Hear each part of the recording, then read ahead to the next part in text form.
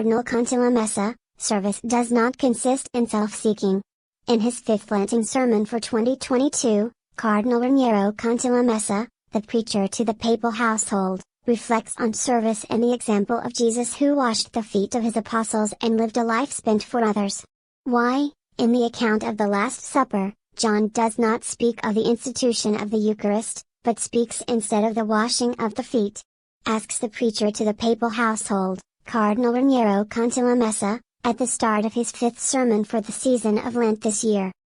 The papal preacher responds by noting that in everything concerning Easter and the Eucharist, John emphasizes the event more than the sacrament, the meaning more than the sign.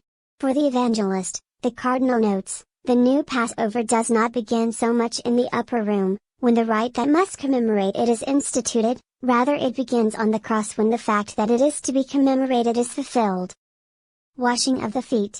Reflecting on the meaning that John attaches to the washing of the feet, the Cardinal notes that it helps us to understand how a Eucharist can be transferred into life, and thus, we imitate in life what we celebrate on the altar.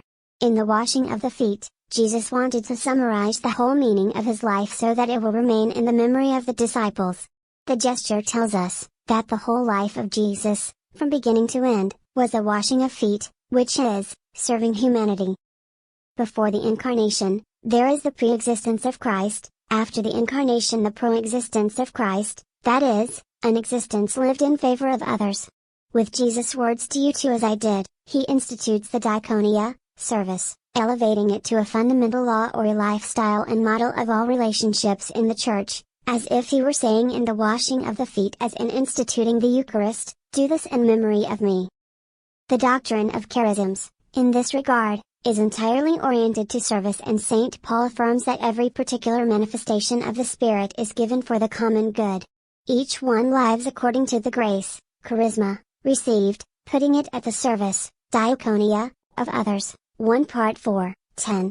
The two things, charisma in ministry, charisma in service, always appear vitally connected to each other, hence, the Church is charismatic to serve. Concluding, the papal preacher warns against reducing the gifts we have received to duty, noting that we have not only received the command to wash the feet and serve our brothers and sisters, we have received the grace of being able to do so.